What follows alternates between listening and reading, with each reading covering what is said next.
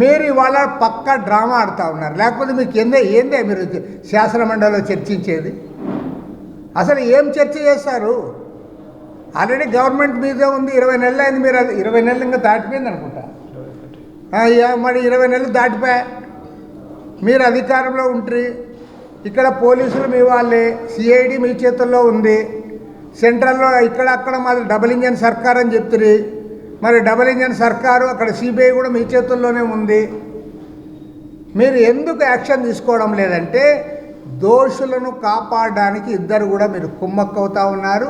దాన్ని పక్కదారులు పట్టిస్తూ ఉన్నారు. ఎంత స్థితికి మీరు దిగజారిపోతున్నారంటే, జగన్మోహన్ రెడ్డి యాగం చేసి నీకేమయ్యా, యాగం చేయకపోతే ఇంకోటి చేసుకుంది. అరే దానికి వాళ్ళ మీద యాక్షన్ తీసుకోవాలి. వీళ్ళు యాక్షన్ ఎవరి మీద తీసుకోండి. ఇప్పుడు మన హిందువులు కూడా చాలామంది, మా దగ్గర అయితే అనంతపురం జిల్లాలో వాళ్ళు గూగుడు కుళ్ళాయ స్వామి పోతారు. ఆడపోయి అందరు కూడా ఆ దర్గాలో అవన్నీ కూడా అవి మసీదు చదివిస్తారు. చదివించి ఎంతో ఇదిగా పవిత్రంగా పోతారు. హిందువులే ఎక్కువ మంది పోయేది మహమ్మదీయుల కంటే. కడపలో దర్గాకు పోతా అంటారు. కాబట్టి ఒక మతమో ఇంకో మతం పోకూడదని ఏమన్నా ఉందే? అట్లేమన్నా రూల్స్ మీరు ఇక్కడ తయారు చేశారా? ఎవరిష్టం వాళ్ళది. ఇది వ్యక్తిగతమైంది. ఆయన యాగం చేస్తాడో లేకపోతే ఇంకోటి చేస్తాడో ఏదో చేసుకుంటాడు. మీరు దిగజారి ప్రధాన్ని కూడా రాజకీయం చేయాలి, ప్రధాన్ని కూడా బురద జల్లాలి. ఏ మతస్థుడైనా ఏ మతం లేనివాడైనా వాళ్ళకి వారి వ్యక్తిగత దీన్ని బట్టి వారు చేసుకుంటారు. వారి విశ్వాసం వాళ్ళదంతే. నువ్వు చర్చికి రాకూడదు అని ఎవరినన్నా అనగలమా? చర్చలో లేదంటే పలానా మసీదు పోకూడదు, పలానా టెంపుల్ పోకూడదు అని చెప్పే హక్కు ఎవరికైనా ఉంది అని నేను అడుగుతా ఉన్నా. కాబట్టి ఏమంటే మీరు పక్కాగా ఈ కల్తీ జరిగినది తెలుసు, కోట్ల రూపాయల చేతులు మారింది తెలుసు, ఎవరు కల్తీకి బాధ్యులో తెలుసు. వాళ్ళపైన యాక్షన్ తీసుకోవడం చేతగాక అధికార ప్రతిపక్ష పార్టీలు రెండు కూడా, ప్రత్యేకించి వాళ్ళ హోమ్ మినిస్టర్ అమిత్ షా ఆదేశాలతో మీరిద్దరూ పనిచేస్తూ ఉన్నారు. కాబట్టి దీన్ని పక్కదారి పట్టించడానికి మీరు ప్రయత్నం చేస్తూ ఉన్నారు. నిజమైన దోషులు ఎవరైతే ఉన్నారో వాళ్ళపైన చర్య తీసుకోవడానికి మీకు ధైర్యం చాలడం లేదు. దాని పర్యవసానంగానే మీరు ఈ కార్యక్రమం చేపడతా ఉన్నారు.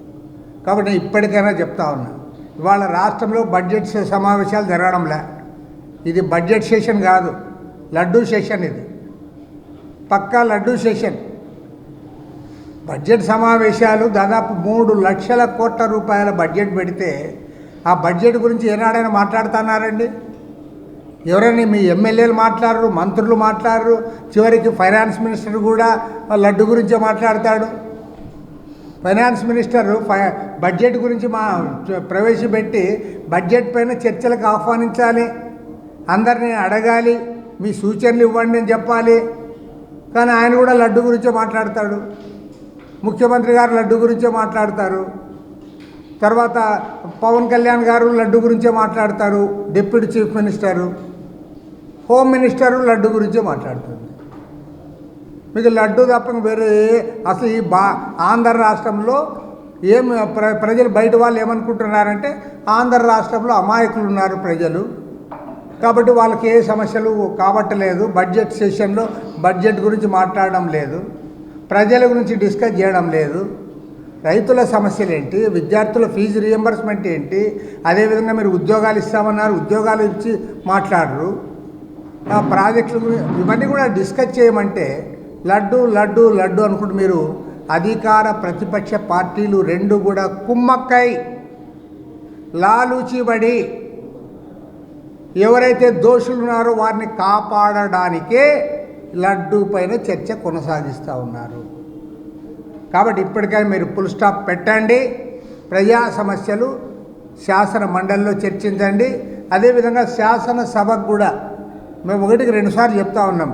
జగన్మోహన్ రెడ్డి గారికి మేము రిక్వెస్ట్ కూడా చేస్తున్నాం. ఎందుకంటే you are the only opposition party.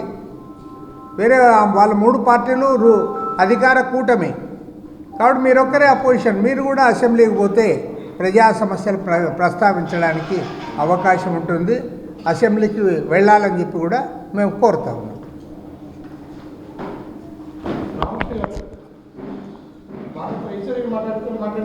ఏం చెప్పు, చిన్న క్వశ్చన్ అయితే అడుగు. బడ్జెట్ రాష్ట్ర బడ్జెట్ 3,24,000 కోట్ల రూపాయల బడ్జెట్ అయితే 56,000 కోట్ల రూపాయలు రాష్ట్ర నిర్వహణ దీనికోసం వెళ్ళిపోతాయి. మిగిలిన బడ్జెట్ ఏమేమి చేయగలరు, ఎలా చేయగలరు అనేది ఇప్పుడు దాకా క్లారిటీ ఇవ్వట్లేదు, వాడు ఇవ్వట్లేదు. మీరేమంటారు? లేదు, స్పష్టంగా చెప్తా ఉన్నాం. ఇది ఆల్రెడీ ఇస్రో చెప్పాడు, ఇది బడాయి బడ్జెట్ అని. అసలు ఇంత ఆదాయమే లేదు రాష్ట్రానికి. ఆదాయం ఇంత లేకపోయినా సరే వీళ్ళు ఆదాయం చూపుతూ ఉన్నారు. నంబర్ 1. నంబర్ 2 ఏమంటే ఇవాళ రాష్ట్రంలో రాష్ట్ర ప్రభుత్వం నడుస్తూ ఉందంటే ఇది అప్పులపైన నడుస్తూ ఉంది. కాబట్టి ఏమంటే ఇది అప్పుల సర్కార్. ఇది చంద్రబాబు నాయుడు గారు గతంలో జగన్మోహన్ రెడ్డి గవర్నమెంట్ ఉన్నప్పుడేమో రాష్ట్రాన్ని అప్పుల పాలు చేస్తూ ఉన్నాం, ఆర్థికంగా దివాళా తీస్తూ ఉన్నాం, శ్రీలంక అయిపోతూ ఉంది, మరో శ్రీలంక మాదిరి దివాళా తీస్తుందని చెప్పాడు. కానీ ఇవాళ చంద్రబాబు అధికారంలోకి వచ్చిన తర్వాత 20 నెలల కాలంలో మనం గమనిస్తే ఆయన కూడా సింగిల్ అజెండాతో పోతూ ఉన్నాడు. అప్పులు తేవడము, అప్పులు తెచ్చి కొన్ని కార్యక్రమాలు చేయడం, ఆ చేసిన కార్యక్రమాలనే పదే పదే చెప్పుకోవడం, చేసినవే చెప్తూ ఉంటాడు 24 గంటలు. ఒకసారి కింద ఉదయం చెప్తాడు, మళ్ళీ సాయంత్రం ఇంకోరితో చెప్పిస్తాడు. మేము కోరేది ఏమంటే ముఖ్యమంత్రి గారిని, నువ్వు ఇవాళ ఈ 20 నెలల కాలంలో నువ్వు చేసిన అప్పులు ఎంత, దీనిపైన భారం ఎంత, తర్వాత రాబోయే రోజుల్లో మనం ఈ రాష్ట్ర ప్రభుత్వం చెల్లించాల్సింది ఎంత. నువ్వు గతంలో నువ్వు చెప్పింది ఏంటి, సంపద సృష్టిస్తామన్నావు. సృష్టిస్తామని కూడా అలా సృష్టిస్తాను అన్నాడు ఒకేసారి. మరి నువ్వు సంపద ఎక్కడి నుంచి సృష్టించావు నువ్వు చెప్పు. సంపద ఎక్కడి నుంచి పెరిగింది, ఏ ఏ ఏ రకంగా నీకు అది సంపద వచ్చిందో నువ్వు చెప్పలేకపోతా ఉన్నావు. క్లియర్గా కేంద్రంలో అధికారంలో ఉన్న నరేంద్ర మోడీ ప్రభుత్వం ఏ రకంగా అయితే అప్పులపైన ఆధారపడుతూ ఉందో దానికి మిన్నగా ఇవాళ ఆంధ్రప్రదేశ్ రాష్ట్ర ప్రభుత్వం కూడా అప్పులపైన ఆధారపడి ఇవాళ రాష్ట్రాన్ని నడుపుతూ ఉన్నాం. కాబట్టి ఏమంటే సింపుల్గా మేము చెప్పేది ఏమంటే రాష్ట్రంలో 20 నెలల పరిపాలన చూసిన తర్వాత కొత్తదనం ఏమీ లేదు. గతంలో ఎట్లయితే అప్పులు తెచ్చారో దాన్ని మించి ఇవాళ మీరు అప్పులు చేస్తూ ఉన్నారు.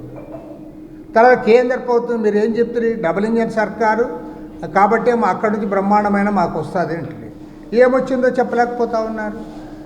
అదనంగా ఏమొచ్చిందంటే మీరు మంచిగా అప్పులు చేసుకోవడానికి వాళ్ళు సహకరిస్తారు. ఈవెన్ చాలా బాధాకరం, ఇవాళ భారతదేశంలో కేంద్ర బడ్జెట్ కూడా అంతే. 53,47,000 కోట్ల రూపాయల బడ్జెట్ ఉంటే అందులో 14 లక్షల కోట్ల రూపాయలు ఓన్లీ వడ్డీ చెల్లించడానికి పోతా ఉంది. 14 లక్షల కోట్లు. ఇవాళ నువ్వు రాష్ట్రాన్ని కూడా అదే దాన్ని ఆ స్థాయికి తెస్తూ ఉన్నావు. దాన్ని మించి ఇవాళ నువ్వు ఏదైతే బడాయి బడ్జెట్ అని చెప్పావో ఆ బడాయి బడ్జెట్ తప్ప ఇందులో కొత్తదనం ఏమీ లేదు. ఇది అప్పుల బడ్జెట్టు. అప్పులుంటే తప్ప ప్రభుత్వం నడవలేని దుస్థితికి చేరుకుంది. ఇది మాత్రం 100%